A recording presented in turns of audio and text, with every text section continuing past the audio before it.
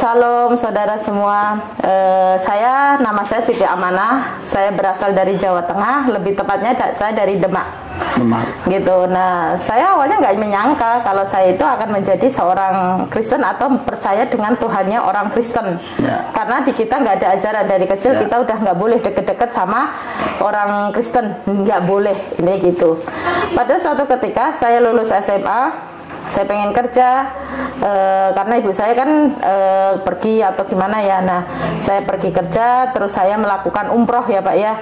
Nah, saya melakukan umroh itu sampai 7 kali. Nah, di saat itu, saat saya umroh pertama, ya kan Pak, saya tidur kan. Nah, saat tidur itu dibilang tidur ya nggak tidur amat, tidur ayam-ayaman lah ya kalau orang Jawa bilang. Nah, saya tidur itu seakan-akan tuh ada kayak dibilang mimpi, tapi saya itu dengar orang ngomong, orang jalan saya dengar, tapi saya posisi tidur gitu. Tiba-tiba datang seorang laki-laki berjubah, rambutnya segini, tangannya bolong. Dia elus rambut saya, rambut kepala saya dilus gini. Kalau kita lihat cuman kayak gitu, tapi dampaknya itu dulu kan saya nggak mudeng ya istilah damai sejahtera sukacita itu, aku nggak mudeng kata-kata itu. Aku rasakan itu nyaman banget, senyaman-nyamannya gitu ya. Hingga kalau kita mimpi bangun kan udah ya, kalau itu nggak, kayak berasanya itu apa ya, masih berasa gitu. Pagi saya ke Masjidil Haram kan itu Ka'bah itu kan di tengah Masjidil Haram. Nah, di situ kan katanya bilang gini, kalau kamu sholat 2 rakaat di depan pintu Ka'bah itu dan berdoa, apa yang kamu doain itu akan terkabul. Ya, karena di keyakinan saya yang dulu ya saya ikutin aja dong gitu. Saya berdoa. Nah, di depan pintu Ka'bah itu kan ada kayak kaca, itu namanya makam Ibrahim. Kata dari makam Ibrahim itu bukan makam ya Pak ya, bedanya itu bekas kakinya. Dan saya duduk sini, oh bekas saya. Nah, itu dinamakan makam Ibrahim. Nah, di situ di kaca gitu kan. Nah, setelah itu saya di belakangnya sholat gitu. Nah, saya sholat rakaat itu, sholat sunnah 2 rakaat itu, saya berdoa. Karena katanya kalau berdoa sholat berdoa di depan pintu Ka'bah terijabah kan gitu kan. Nah, saya berdoa tuh ceritanya. Nah, setelah berdoa, yang saya doa itu gini. Karena di agama dulu, ya Allah, aku kepengen ketemu sama laki-laki yang bikin saya nyaman kayak di mimpi itu. Saya nggak kalau dia itu laki-laki itu Tuhan Yesus, saya nggak tahu karena saya nggak pernah tahu apa Tuhan Yesus. Dari kecil saya juga nggak pernah dikasih tahu itu Tuhan Yesus, nggak ada. Bahkan kalau bisa kita agak jauhan sama orang Kristen gitu. Singkat cerita, saya sampai umroh 7 kali. Nah, saya balik ke saya udah gitu menikah Pak ceritanya. Saya menikah, punya 2 orang anak cowok cewek. Tapi mungkin jodoh saya sampai di situ. Suami saya KDRT, sering mukulin saya, hingga saya pergi. Dan saya itu waktu pergi di Singapura, saya dimimpin lagi. Nah, saya dimimpin lagi seorang laki-laki, tangannya bolong, berjubah, rambut bau. Tapi kalau wajah saya nggak bisa ngomong ya Pak. Cuman saya merasakan gitu loh Pak, tahu itu laki-laki berjubah gitu. Ngelus lagi. Bahwa perasaan ini sangat-sangat merasakan damai seperti yang pertama kali aku bilang itu, tapi perasaan ini kok sama persis. Sampai aku mengharapkan laki-laki itu selalu ada gitu. Nah, aku berpikir mungkin itu laki-laki terbaik untuk saya, pikiran saya, karena bikin nyaman. Tapi kok aneh, tangannya bolong gitu loh, di sininya itu bolong gitu. Nah, sudah gitu saya berpikirnya, pernah kan kita kumpul kan. Nah, kita kumpul sama kawan-kawan. Aku tuh tiba-tiba bilang gini, gue pengen jadi orang Kristen. Nah, teman saya bilang, lu jangan gila, lu bisa dibunuh. Nah gitu, enggak, cuman bercanda aja kok gitu. Karena waktu itu kan saya belum tahu, tapi nggak tahu, keluar aja kata-kata itu. Saya balik ke Indonesia, saya ketemulah seorang laki-laki. Kebetulan dia kerja satu kantor sama saya kan waktu itu. Nah, dia itu akhirnya nikah sama saya, orang Batak itu, orang Medan. Nah, kita menikah secara Islam memang. Nah, kita menikah, saya didatangi, tapi setiap suami saya membahas Islam, saya itu sensi. Setiap dia membahas Islam itu saya sensi. Nah, dan kebetulan kan waktu itu suami saya sering nonton YouTube-nya Bapak. Nah, apa apa sih nonton YouTube yang teriak-teriakan kayak gitu, nggak jelas adanya, saya bilang gitu. Saya sensi, jujur Pak, saya sensi. Saya tahu gitu loh Bapak ini. Nah, sama saya, kamu nggak tahu, ini tuh juga dulu kayak kamu. Mana ada kayak gitu, gitu kan. YouTube teriak-teriakan, itu apa, gitu kan. Waktu itu jujur Pak, gitu. Saya nggak tahu itu, gitu. Nah, setiap orang ngomong haleluya, haleluya itu apa, gitu.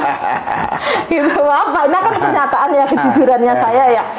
Nah, udah gitu, tapi saya jujur Pak, setiap suami saya pergi, saya penasaran Pak. Saya penasaran banget. Saya baca, pinjam Alkitabnya, tapi tanpa sepengetahuan dia. Sebelum dia datang, saya harus tutup. Jangan sampai dia tahu aku baca Alkitab. Gengsi dong, saya gituin. Saya nggak ngeh waktu itu, nggak tahu kalau aku harus ada Alkitab di Play Store. Itu saya nggak mudeng Pak, nggak tahu. Aku tuh nggak tahu searching. Nah, akhirnya saya searching, cari, akhirnya mengerti gitu loh Pak.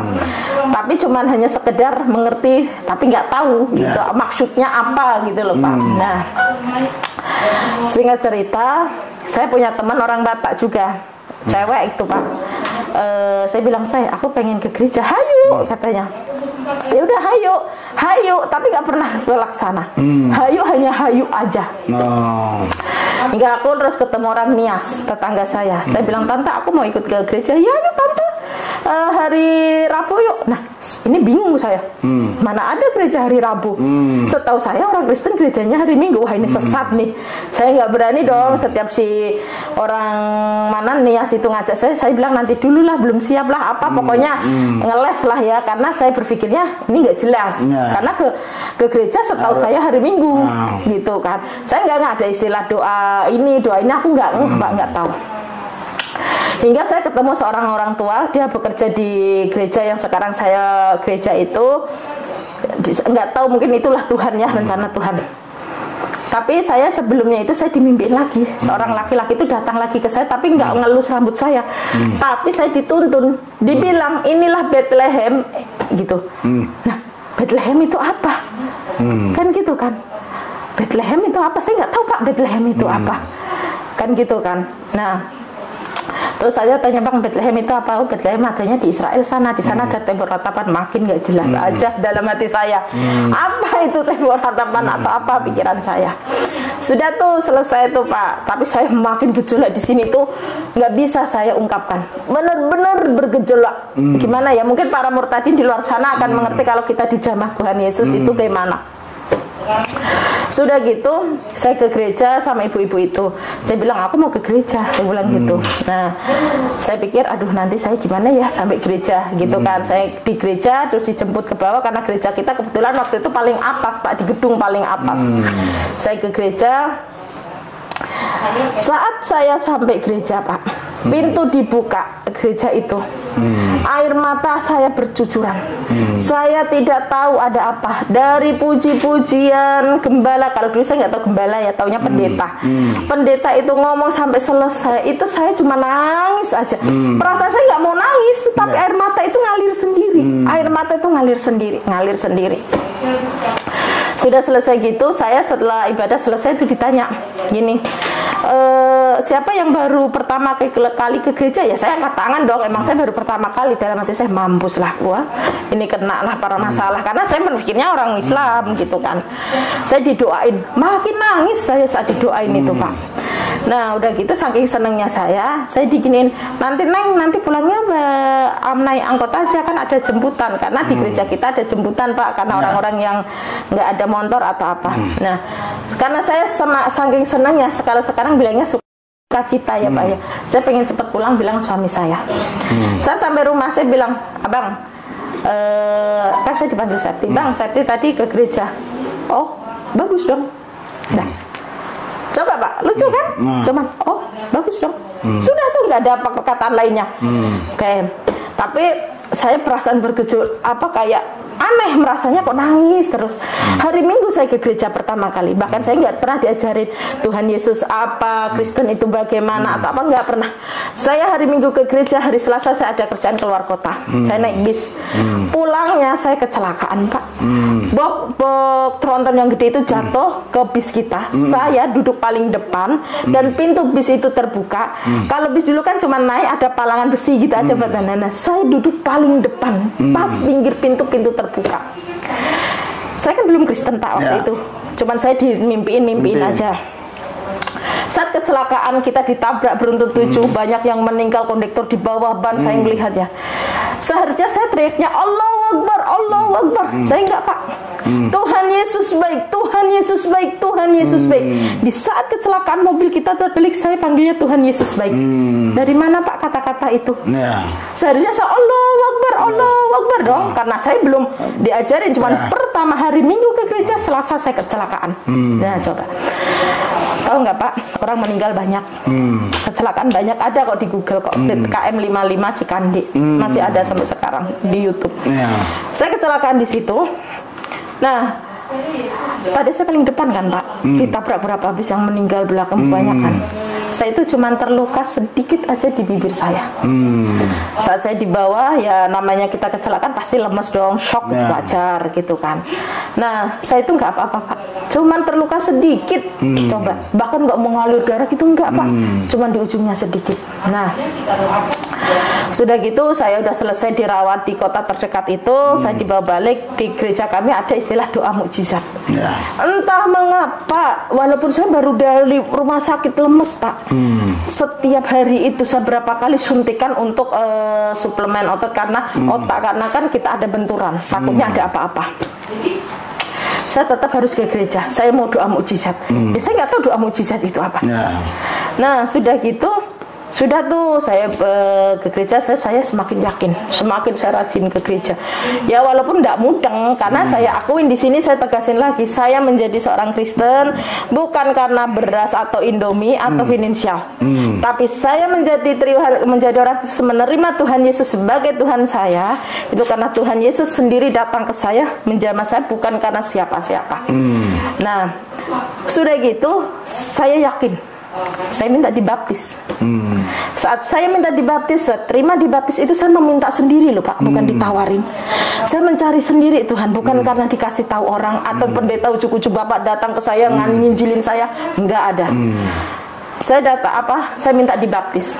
Setelah saya dibaptis, saya mau dibaptis, saya udah ngisi formulir semuanya. Saya pendarahan 3 bulan Pak. Aku pikir datang bulan biasa dong, seminggu, 2 minggu, 3 minggu, 1 bulan, 1,5 hingga 3 bulan, nggak berhenti.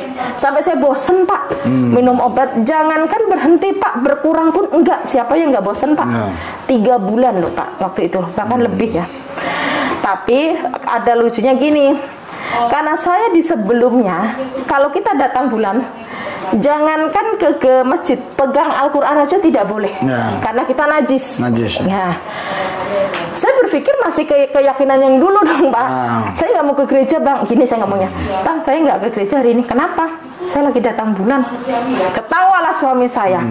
Saya jawabnya, enggak bener nih, suka ngelihat yang teriakan. Sekarang pikiran saya nggak bener, jujur loh Pak. Nah sudah gitu, itu jawabnya, Tuhan saya tidak jijik sama darah. Itu jawaban suami saya. Ya udahlah, saya gimana ya, saya takut tembus kok, apakah pokoknya gimana caranya gitu kan. Ternyata sampai gereja, nggak apa-apa Pak, boleh. Ternyata nggak ditanyain, kamu lagi datang bulan nggak gitu. Ya saya di sana sukacita banget kan Pak.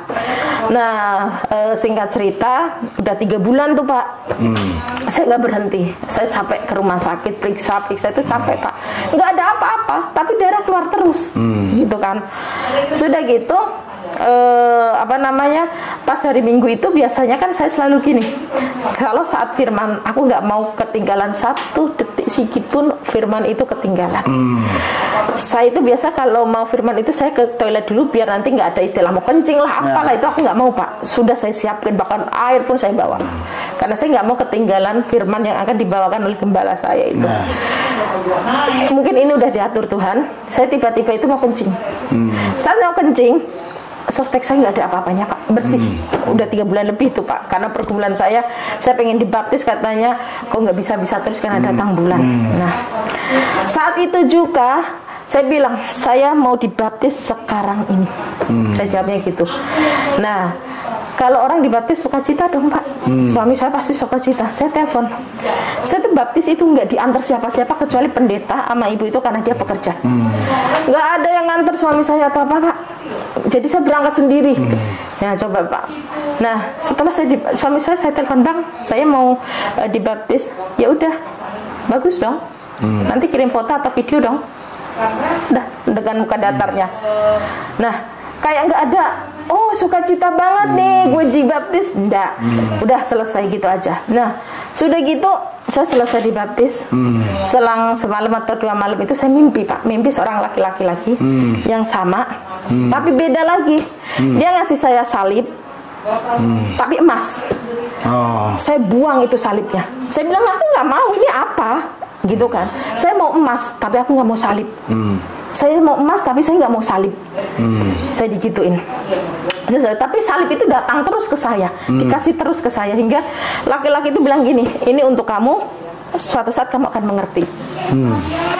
Sudah tuh Pak, saya melihat diri saya di sebuah gereja, saya duduk itu berdoa, pokoknya berdoa sangat, tapi banyak orang di situ, tapi saya berdoa, tapi aku nggak tahu itu Pak, gitu loh. Nah setelah itu saya sudah selesai, salah satu pekerja gereja itu orang tuanya meninggal. Saya ikut ngelayatnya orang Kristen kayak apa sih? Penasaran dong Pak saya.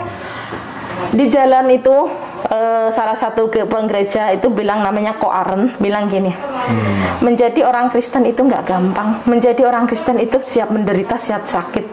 Bukan berat. Nah saya mikir dong, apa maksudnya? Saya tahu dia itu bukan ngomong ke saya, dia lagi ngomongin anak rohaninya di sampingnya gitu loh. Tapi saya merasa gitu loh Pak, apa maksudnya ini apa gitu loh. Nah sudah tuh, tapi saya walaupun nggak ada yang cover saya, yang mendampingin saya seorang murtadin katanya sekarang bilangnya, itu nggak ada Pak. Saya mencari sendiri, pengen pengetahuan, pengen apa itu saya mencari sendiri. Ibadah apapun aku ikut gitu. Nah dulu tuh aku nggak mudeng Pak, ada umas itu apa, aku pikir ya ibadah, ternyata umas itu usia emas. Wah buset, gue udah masih muda nih gitu kan, nggak mudeng karena saya nggak mudeng. Udah tuh selesai. Saya beranikan diri untuk mendeklarasikan diri saya kalau saya ini percaya Tuhan Yesus, dan kalau Tuhan Yesus datang nggak bawa agama ya Pak ya. Intinya saya percaya muridnya Tuhan Yesus itu adalah Tuhan saya, Tuhan yang nyata, Tuhan yang hidup. Saya bilang gitu kan. Orang tua saya tahu. Jelas mereka nggak terima dong, walaupun kami orang NO. Mereka nggak terima. Dunia akhirat, segala macam. Hingga suatu ketika orang tua saya melihat kesaksian saya, karena saya kan udah banyak kesaksian di mana-mana ya. Melihat saya dengan saya, dan salah satu petugas kampung kami nggak terima. Saya bilang saya udah nggak nyaman di keyakinan saya dulu setelah Tuhan Yesus datang, dan saya seperlukan saya, tapi ya emang saya nggak nyaman, masa harus dipaksain menjadi nyaman, kan gitu Pak. Nah, dan saya sudah cukup umur untuk menentukan pilihan saya. Siapapun itu nggak bisa menghalangin saya, gitu. Nah, terus saya diintimidasi beberapa bulan ini, mungkin baru 2 bulan ini, belum 2 bulan inilah ya, saya terintimidasi. Kalau kamu mau pulang, bukan pulang ke kampung, tapi pulang ke kuburan. Wah, pokoknya sumpah serapah segala macam itu datang ke saya. Hingga anak saya itu pernah saya bawa ke sini pas main. Anak saya tuh saya ajak ke gereja Pak, gitu, karena saya gerejanya GPI kan ada musiknya ya Pak ya. Anak saya kan nggak mudeng itu gereja. Saya bilang, Dek, Kak ikut ibu yuk, gitu. Dia cerita, dan dia juga ngomong, teman-teman, aku tadi diajak ibu lihat konser katanya, tapi konsernya tuh haleluya, Tuhan Yesus gitu. Nah orang-orang yang dewasa paham dong Pak. Nah anak-anak kan nggak tahu taunya itu konser gitu. Hingga akhirnya orang tua saya dapat penolakan, dapat apa namanya, ya nggak terima lah ya, katanya kalau kamu mau mengikuti lain tapi jangan menjelekkan agama sebelumnya. Apa menjelekin? Emang saya nggak nyaman? Nggak bisa dong kalau saya dipaksa. Saya udah kelewatan umur untuk menentukan pilihan saya. Hingga saya dapat kabar anak saya dimasukin pesantren yang 7 tahun itu. Tapi sebagai seorang ibu, bapak tanya pasti saya sedih. Secara seorang ibu, secara manusiawi, saya berusaha sedih, ya gimana lagi. Hingga akhirnya ya sudahlah, mau bagaimana lagi. Saya yakinin, saya imanin anak saya nggak apa-apa. Sekarang dia masukin pondok pesantren, suatu saat dia akan mengerti kebenaran itu, dia akan menjadi seorang penginjil yang hebat. Itu yang saya yakinin waktu itu. Hingga akhirnya saya mulai bertumbuh rohani saya. Saya bilang untuk gini, mungkin memang iya dia anak saya, tapi secara daging. Kalau tidak bisa anak saya bawa ke jalan Tuhan Yesus ini, kebenaran ini, atau secara roh itu berarti bukan anak saya. Tapi secara daging memang dia anak saya gituin.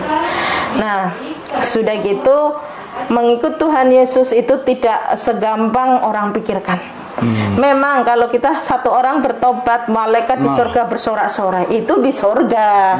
Beda di bumi, beda di dunia gitu. Terintimidasi jelas. Hingga orang terdekat tuh, iblis itu akan berbagai cara untuk menggagalkan dengan keyakinan baru saya. Udah gejolak di hati saya yang luar biasa. Bener nggak saya ambil keputusan ini? Apa saya makin dosa atau syirik? Karena orang syirik atau orang musyrik. Musyrik. Karena orang musyrik itu menduakan Allah dan wajib dibunuh, kan gitu kan. Nah, apa mungkin saya akan menjadi seorang musyrik? Bener nggak ya? Apa yang aku ambil ini, keputusan yang aku ambil ini bener nggak ya? Saya gituin. Tapi gejolak di hati ini sangat-sangat luar biasa. Dimana 31 tahun lebih saya di keyakinan yang dulu, tiba-tiba di saat usia saya 31 tahun lebih ini, saya menerima kepercayaan sesuatu yang baru, dan itu benar adanya. Pasti goyah dong Pak. Lebih baik saya disakiti tubuh saya daripada gejolaknya hati ini. Bingung. Nggak ada yang cover. Nggak ada yang menasehatin. Apa yang aku pilih itu benar apa salah. Tidak ada Pak. Nah udah gitu, usaha hancur. Kita nggak bisa makan. Kita mau diusir dari kontrakan. Karena mengikuti Tuhan Yesus kan itu tadi akan kehilangan semuanya, nggak akan diterima, kan gitu kan. Tapi saya yakin Pak, seyakin-yakinnya Tuhan Yesus itu baik. Intinya itu saya, Tuhan Yesus itu baik hingga detik ini, makanya saya masih bisa di sini. Nah, setiap mau tapi iblis itu nggak akan pernah tinggal diam. Dia menyakitin saya melalui orang terdekat saya sendiri, yang dimana orang itu benar-benar berarti buat saya. Saya putus asa gitu kan. Tapi namanya itu selalu kejadian perjalanan saya itu nggak segampang membalikan telapak tangan. Usaha hancur, saya bikin usaha bikin tahu bakso, hingga tahu bakso saya dibelatungin. Roh kejahatan, roh itu datang ke saya. Tahu bakso yang saya bikin masih panas, dipenuhin belatung. Tahu bakso di freezer, keluar bukannya bunga es, tapi belatung gede-gede. Mana ada Pak belatung di freezer? Tahu itu baru. Dari kapan sejarahnya tahu itu berlatungan? Tahu itu bau busuk ya, bukan belatung. Bakso itu masih baru Pak. Masih, kalau mungkin oke lah, berhari-hari mungkin ya. Itu baru 5 jam, 3 jam, bahkan tahu masih anget Pak. Itu belatungan. Bayangin Pak. Udah nggak, saya cuma gini, burung di udara itu makan kok, nggak kerja, masa saya nggak makan? Pikiran saya ya Pak ya. Nah, tapi dengan keyakinan saya ini, pokoknya saya yakin Tuhan Yesus baik, itu aja yang saya yakinin. Tidak hanya segitu Pak, iblis mencobain Kak saya Pak untuk bisa kembali ke Muslim. Orang terdekat saya seperti saya bilang itu dipakai iblis. Hingga suatu malam jam 3 malam itu saya itu nangis, bingung. Cuman saya punya 3 pilihan. Kok begini amat ya hidup saya gitu. Apa saya harus kembali Muslim? Kalau nggak kembali Muslim kan ibu saya nggak mau terima saya. Saya mau pulang udah nggak diterima, malah ada yang mau bunuh. apa aku harus kembali muslim? Itu satu. Yang kedua, apa aku harus mati? Udah mau bunuh diri itu Pak saya. Kalau menurut saya Pak, saya nggak ada Pak teman pada ngeblok saya. Semua teman nggak ada. Orang yang saya pikir bisa buat sandaran buat saya malah menyakitin saya. Ngapain saya hidup lagi? Kan gitu kan? Apa aku kembali hidup? Apa aku harus jadi orang orang Islam lagi? Galau dong Pak. Dilema saya harus bagaimana? Saya udah berencana mau bunuh diri. Saya nggak peduli semua itu pikiran saya. Tapi saya akan mempertahankan iman saya, mempertahankan yang menyakitin saya waktu itu kan, kemarin itu, karena saya belum mau bertumbuh, iman saya belum tahu gitu. Saya harus mana yang harus aku pilih di antara tiga ini? Aku harus mempertahankan iman ini, atau aku harus mati saja, atau kembali ke muslim? Itu sesuatu yang sangat-sangat membuat saya down, bener-bener sangat down gitu. Saya waktu itu ambil keputusan untuk tetap mempertahankan iman saya. Tuhan pelihara sampai detik ini. Setelah itu saya ditanya, kamu mau pakai cara apa? Digituin kan. Untuk orang-orang yang terdekat kamu yang dipakai iblis gitu kan, mau lewat jalan apa? Saya ditanya gitu, jawaban saya akan menggunakan cara kasih. Saya tetap akan saat ini juga, detik ini juga, saya lepaskan roh pengampunan, saya lepaskan pengampunan buat orang-orang yang menyakitin saya. Saat ini juga, detik ini juga, saya akan membalas mereka semua dengan kasih. Saya selalu begitu Pak. Jadi menjadi murid Tuhan Yesus itu nggak segampang yang orang-orang pikirkan. Kalau intimidasi dari seberang mungkin udah wajar pasti, tapi kalau intimidasi dari sesama kita, itulah kadang yang lebih menyakitin kita. Itu Pak sedikitnya pengalaman saya mengikuti Tuhan Yesus. Wah, tadi Ibu nggak ceritakan tahun berapa Ibu mengenal Yesus itu? Mengalami perjumpaan pribadi dengan Yesus. Mengalami perjumpaan pribadi kan awal umroh itu udah dari tahun 2002 ya Pak ya? 2002 ya? Jadi Ibu umroh sampai 7 kali. Kalau umroh itu kan ada yang mengelilingi Ka'bah itu apa yang Ibu ucapkan? Labbaik Allah Pak ya, yang namanya labbaik Allah, Allahumma labbaik, labbaik la syarika lakal labbaik, innal hamda wa ni'mata lakal bul la syarika lak. Nah itu dimana kita akan datang ke panggilan, dimana kita akan datang dengan panggilanmu, kita akan memenuhin panggilanmu. Itu Pak, itu yang dilakukan itu. Ya. Itu. Jadi saya coba tes yang ringan aja. Kalau Ibu memang dulunya Islam, Ibu bisa mengucapkan Al-Fatihah ya? Oh, bisa. Ya, coba Ibu. A'udzubillahi minasyaitonirrajim. Bismillahirrahmanirrahim. Alhamdulillahirabbil alamin. Gitu kan Pak? Ya. Dimaksud. Ya. Maliki yaumiddin. Iya. Ar-Rahmanirrahim. Maliki yaumiddin. Iyyaka na'budu wa iyyaka nasta'in. Ihdinas siratal mustaqim. Siratal ladzina an'amta 'alaihim ghairil maghdubi 'alaihim waladdallin. Gitu kan. Itu kalau sholat kan harus itu yang pertama itu diucapkan. Terus setelah itu ada lagi ayatnya apa yang biasa Ibu pakai? Qul a'udzu birabbin nas, malikin nas, ilahin nas, min syarril waswasil khannas, alladzi yuwaswisu fi sudurin nas, minal jinnati wan nas. Itu. Oh gitu ya. Jadi setelah Ibu ini sekarang ikut Yesus, ya, apa perbedaannya setelah ikut Yesus ini dibandingkan dulu waktu Ibu masih Islam? Pertama itu perbandingan hal-hal yang batin lah, yang rohani lah, gimana? Ini kalau perbandingannya kehidupan saya dulu sebelum menerima Tuhan Yesus, dibilang mewah ya, ya bisalah ya ketimbang yang sekarang. Saya sebelum menerima Tuhan Yesus sama saya sekarang yang sudah menerima Yesus beda 180 derajatnya itu dari segi finansial. Dulu saya mau beli apapun gampang, pergi mobil ada, ibaratnya apapun gampang. Tapi setelah menerima Tuhan Yesus semua itu habis. Tapi yang tidak saya punya di saat saya kaya itu adalah sukacita, damai sejahtera. Di saat kondisi saya kayak gini, tapi saya punya sukacita, damai sejahtera itu. Jadi perbedaannya adalah setelah ibu terima Yesus ini, ibu bisa menikmati sukacita damai sejahtera dulu. Bener. Sebelum terima Yesus nggak bisa. Benar. Oh begitu. Terus sekarang ibu setelah terima Tuhan Yesus sudah pernah bersaksi kepada keluarga-keluarga atau udah pernah melayani salah satu keluarga gitu? Belum pernah Pak, karena mereka masih tertutup karena baru ini ya. Saya menerima Tuhan Yesus 2018 akhir, ibaratnya 2019. 2019 saya menerima Tuhan Yesus, tapi selama itu kan nggak bertumbuh. Setelah itu 1 tahun kemudian kan pandemi. Setelah pandemi itu kan kita nggak ada itu ya. Nah, setelah itu kita itu baru 4 bulan 5 bulan inilah ya Pak ya.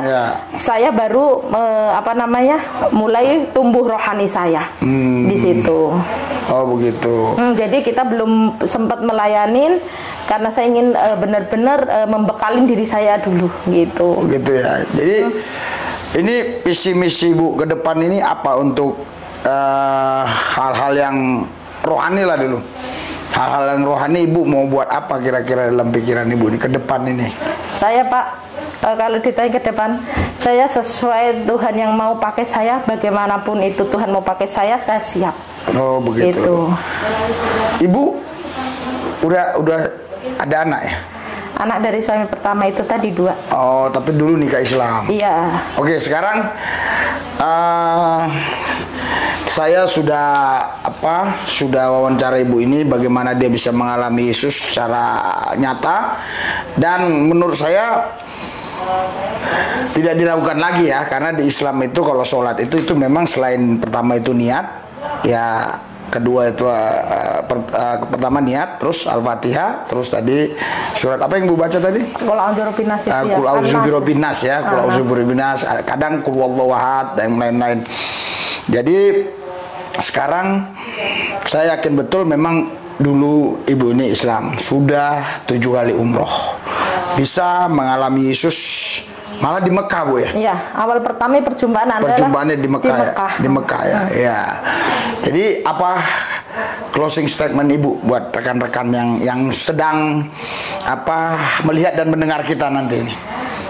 Bagi teman-teman, terutama sesama murtadin, jangan pernah takut, jangan pernah gentar, karena Tuhan Yesus setiap hari selalu bilang jangan takut. Sehari ada 365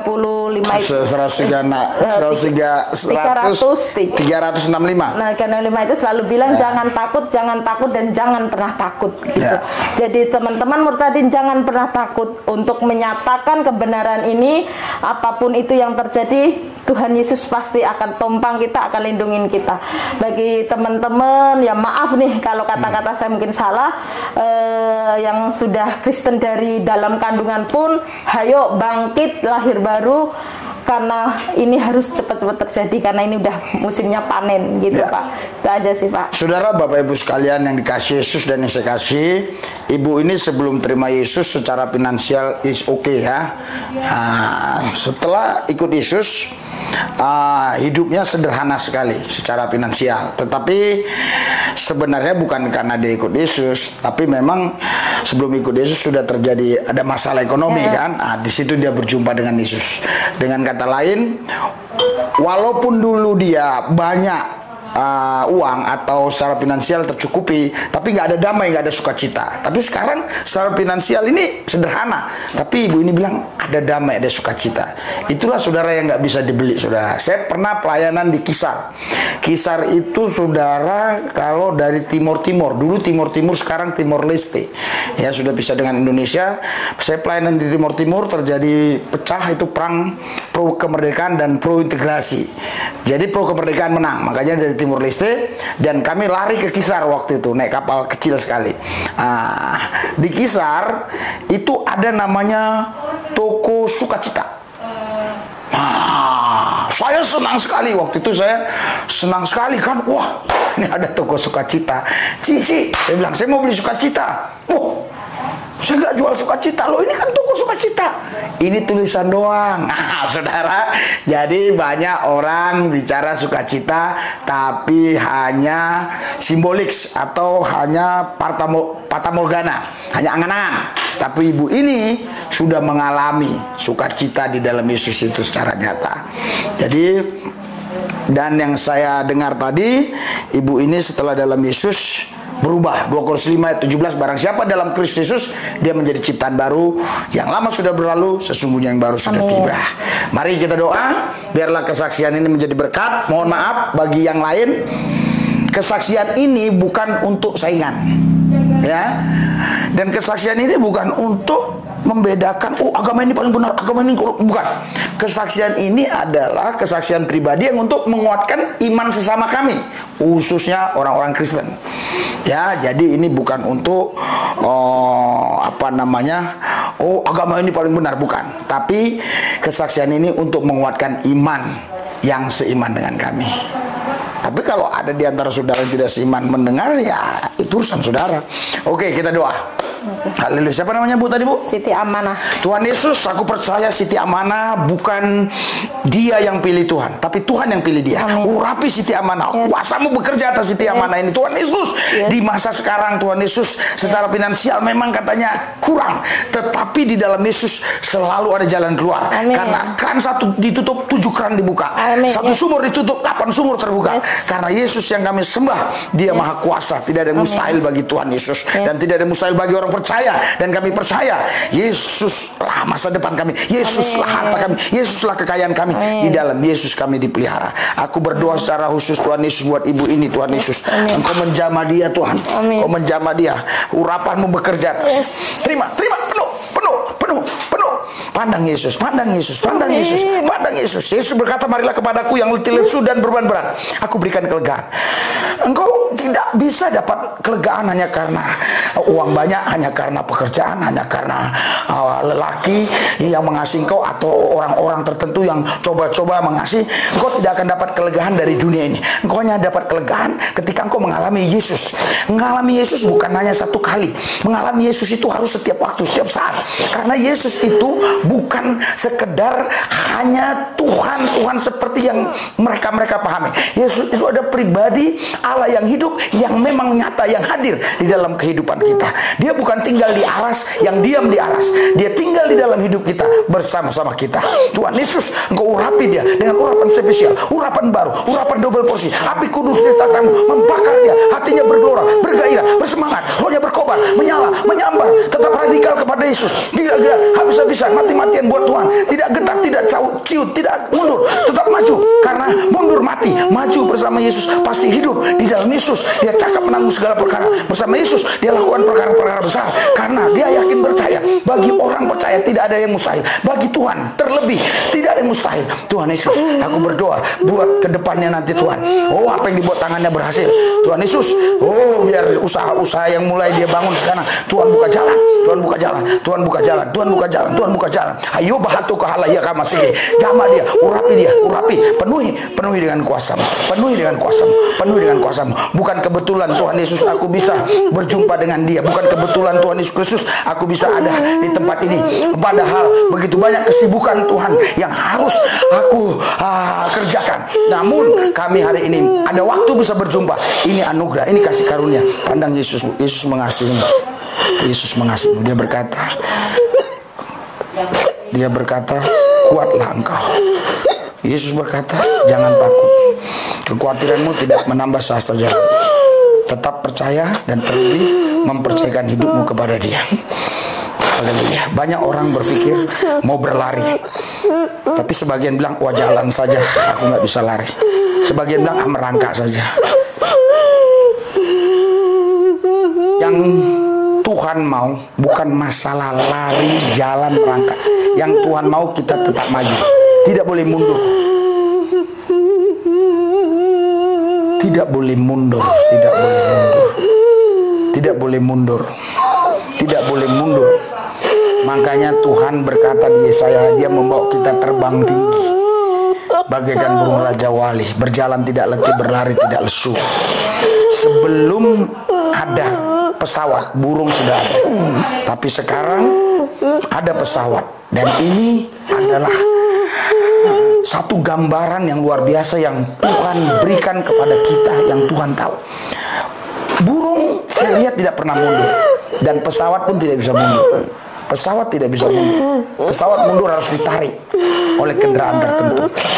Kita dibawa Tuhan terbang tinggi bagaikan pesawat itu. Tidak ada gigi mundur. Ya, ada maju, menang, lebih daripada pemenang. Naik, bukan turun. Menjadi kepala bukan ekor. Urapi dia Tuhan, urapi damai sejahtera sukacita Tuhan mengalir limpah Tuhan Yesus. Bahkan Tuhan Yesus jamah Tuhan. Jamah keluarga-keluarganya dimanapun Tuhan. Biar mereka juga kembali.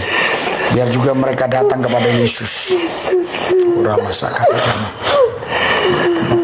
Terima.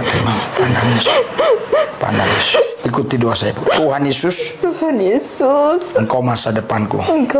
Yesus, hartaku. Yesus, kekayaanku.